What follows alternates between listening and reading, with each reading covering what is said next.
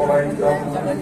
যুবক আজকে বলতে হয় মধ্যে করে এই ওয়াজ আমার বাংলাদেশের করা লাগবে কোনো বুঝি নেই। ওই মায়ের মাত্র ১.৫ ফুট কেটে যদি তোদের ৩-৪-৫ ভাই বোনের জায়গা হতে পারে, আজকে তোদের ৩ ভাইয়ের ৩টা বাড়ি, মায়ের একটা স্পেশাল রুম নাই কেন? কারণ হয়ে গেছ তোর এক বাবা ৩ বছর কৃষক মানুষ, সে যদি একা কামাই করে তোদের ৩-৪-৫ ভাই বোনকে লেখাপড়া করাইতে পারে।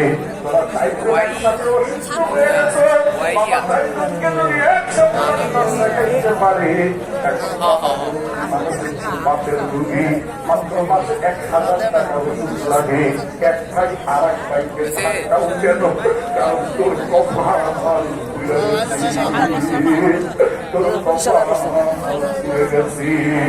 তোর বাবা যদি তোর মক্তবে যাওয়ার সময়, মাদ্রাসায় যাওয়ার সময়, স্কুলে যাওয়ার সময় কোনো টাকা পয়সা নাই, এরপরেও যদি প্রত্যেক দিন ৫ টাকা ১০ টাকা করে দিতে পারে, তোর বাবা বয়োবৃদ্ধ মানুষ, বিকাল বেলায় বাজারে যায়, ১টা টাকা মুরব্বি ইনকাম নাই, দোকানে বসলে না খাইতে মনে চায়, পান খাইতে মনে চায়, মুরব্বি এখন দোকানে বসে না, বাড়িতে তাড়াতাড়ি চলে আসে।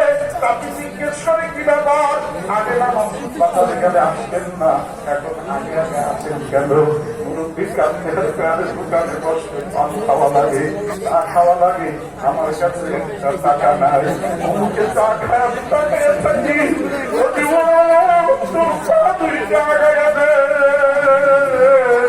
কোরআনের তোর বাবা যদি থাকে আগামীকালকে বিকাল বেলা বাবার সব দোকানে বলে দিবি আমার আব্বা বলছি দোকান আসবে, বাবা চা খাইবে দিবি বাবা, বলা দিবি না, মানুষ দিবি না। আমি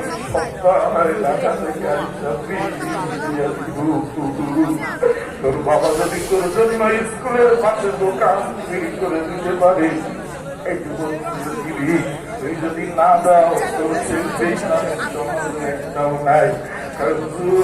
এত কথা বললেন না, আপনার মতো আমার বাপে না, আপনার মতো আমার মা না, ভাই না না না,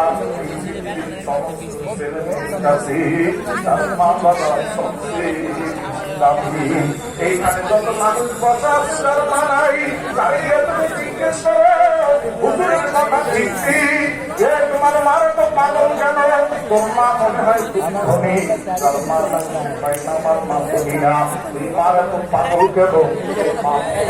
শিক্ষিত হয় না, আমার মা শিক্ষিত না, এই যে মনে হয় তোর মা সুন্দরী, তার মা না।